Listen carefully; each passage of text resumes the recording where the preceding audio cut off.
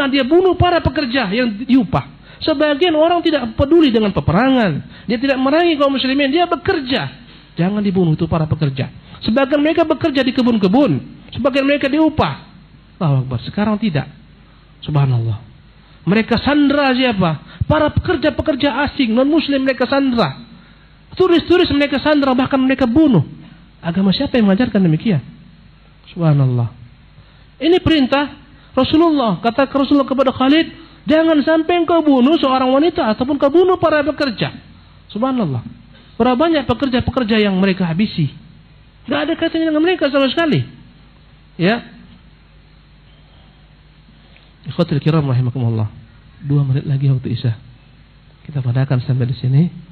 Insyaallah taala selepas Isya kita lanjutkan. Subhanakallah bihamdik, asyhadu an la ilaha illa anta, astaghfiruka wa atubu ilaik. Saya ingatkan soalnya dengan kertas. Itu buat. Nah. Bismillahirrahmanirrahim. Alhamdulillahirabbil alamin. Wa sallallahu wasallam wa baraka ala abdihi wa rasulih Muhammadin wa ala alihi wa sahbihi ajma'in. Amma ba'du.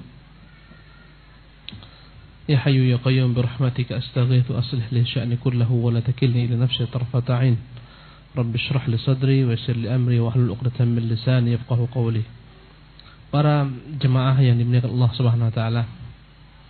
Tadi kita telah sampai kepada pembahasan tentang rahmat dalam Islam sampai dalam peperangan melawan orang-orang non-muslim. Tadi saya telah sebutkan bahwasanya dalam Islam jihad itu tujuannya bukan untuk memaksakan agama kepada orang lain, tidak. Karena agama Islam tidak boleh seorang dipaksa masuk ke dalamnya. Kata siapa? Kata Allah, la ikraha fid din. Tidak ada paksaan dalam agama. Qad tabayyana ar-rusydu minal ghayy. Telah nyata petunjuk daripada kesesatan.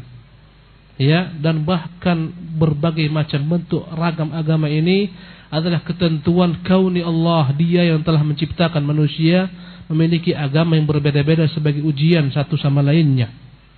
Ya, andai kata Allah berkehendak, Allah mampu membuat semua manusia beriman. Tapi Allah tidak berkehendak supaya ada padanya ujian. Kata Allah, walau syaa rabbuka la amana man fil ardi jami'an. Kalau Tuhanmu berkehendak akan beriman seluruh makhluk di muka bumi ini. Ya. Dan tadi kita sebutkan bahwasanya jihad dalam Islam bukan untuk menumpahkan darah. Subhanallah. Karena telah kita bahas tadi sebagian kisah-kisah bahwasanya Nabi SAW melarang untuk menumpahkan darah orang-orang yang tidak ikut berperang dalam Islam. Subhanallah. Ya, Nabi mencela yang membunuh wanita. Rasulullah melarang membunuh anak-anak. Subhanallah.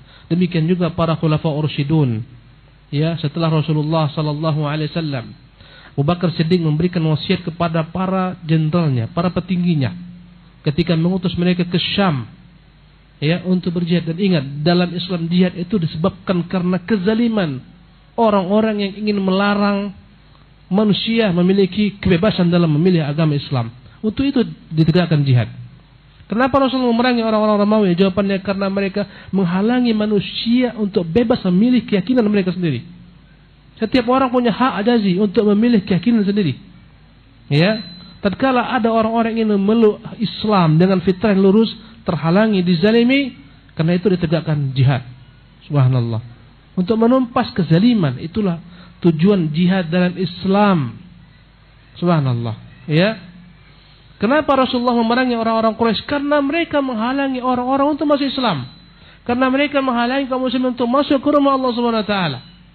Ya, ini tujuan jihad dalam Islam harus dipahami.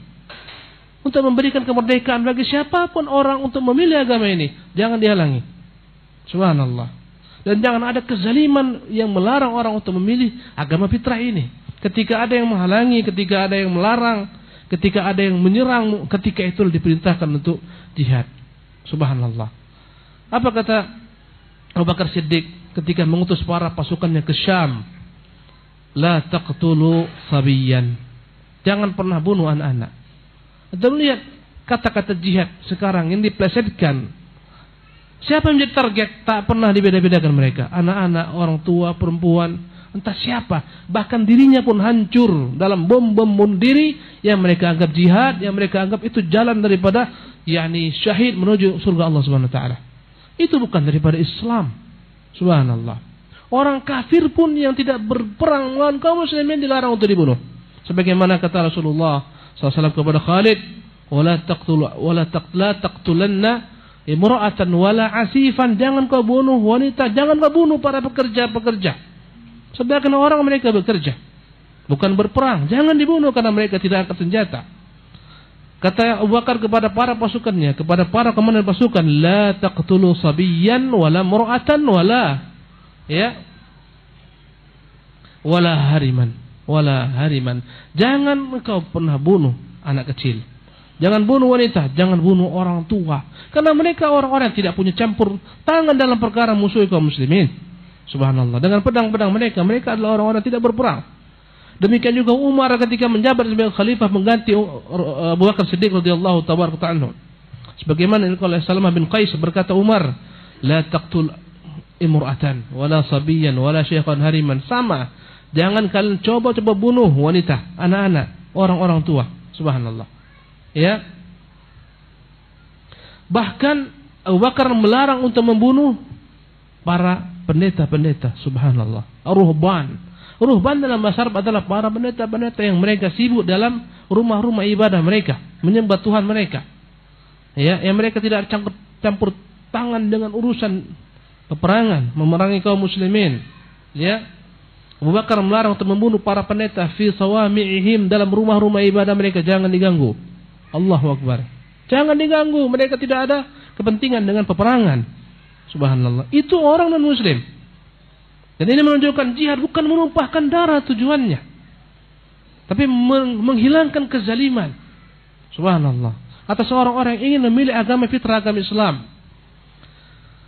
Li'annahum la yuqatiluna tadayyunan, karena mereka dahulu kala tidak ikut campur dalam agama, mereka melarang hal itu. Ya.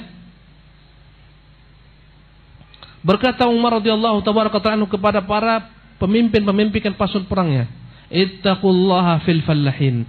Takutlah kepada Allah, hati-hati kalian jangan bunuh para petani. Allahu Akbar. Petani enggak ada kaitan dengan peperangan. Jangan bunuh para petani, alladzina la yansibuna lakumul harba. Selama mereka tidak ikut-ikutan memerangi kalian, jangan bunuh para petani. Subhanallah. Ya. Bahkan untuk menghancurkan sarana-sarana umum, bahkan untuk menghancurkan pepohonan dan seterusnya, dilarang kecuali ada padanya kemaslahatan yang besar. Subhanallah. Dibawa kepada Abu Bakar Siddiq kepala seorang kafir yang terbunuh dalam sebuah bungkusan. Ketika dibuka, Abu Bakar kaget. Subhanallah. Ya. Maka bertanya Abu Bakar Siddiq radhiyallahu tabaraka anhu, kenapa ini kan bawa kemari kepala orang kafir yang telah terbunuh? Ya, mereka katakan, sesungguhnya mereka buat seperti ini kepada para pemimpin-pemimpin kami. Jika tertangkap mereka penggal kepalanya. Maka berkata Abu Bakar Siddiq, ya, istinanun bifadisin warum. Apakah akan meniru orang-orang Persia dan orang-orang Romawi? Wallahi, demi Allah, la yuhmal ilayya ra'sun ba'dal yaum. Aku berjanji, bersumpah demi Allah, tak boleh lagi dibawa ke hadapanku siapapun juga, kepala orang manapun juga, sejak saat ini. Subhanallah. Dilarang untuk mencincang-cincang orang yang telah terbunuh dalam peperangan. Subhanallah. Lihatlah bagaimana firman Allah Subhanahu wa taala. Ini firman Allah Subhanahu wa taala dalam surah Muhammad ayat keempat. Bagaimana sikap dalam berjihad? Fa idza laqitumul ladzina kafaru fadharbar riqab. Apabila kalian berjumpa dengan orang-orang kafir dalam peperangan, karena mereka menghalangi manusia dari jalan Allah, ya, menghalangi manusia untuk beribadah menyembah Allah tabaraka taala, fadharbar riqab, maka perangilah mereka, ya, fadharbar riqab, pancunglah leher-leher mereka dalam jihad. Subhanallah, supaya cepat segera. Hatta idza asqantumuhum, apabila kalian berhasil mengalahkan mereka, fashuddul wathaq, ikat mereka, tawan mereka. Allahu Akbar. Yang kalah ikat tawan. Subhanallah. Fa imma mannan ba'du wa imma fidaan. Setelah itu kan lihat kembali apa yang paling baik.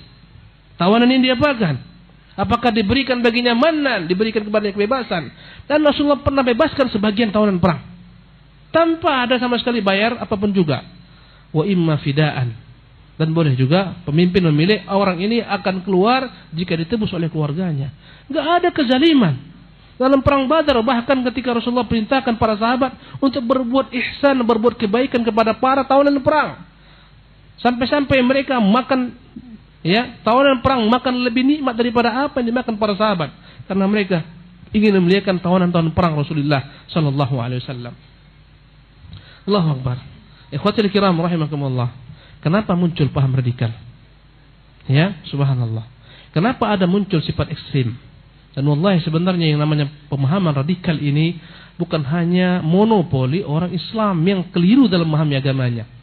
Karena juga ada orang-orang non-muslim yang membuat hal serupa, ya, pada bangsa-bangsa dunia yang tak perlu disebutkan. Mereka juga menzalimi, mereka juga membuat berbagai macam tindakan-tindakan ekstrim.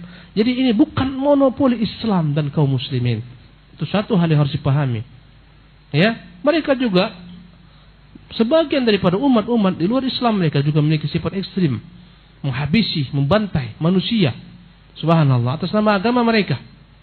Ya, jadi jangan dianggap ini monopoli kaum muslimin dan monopoli Islam.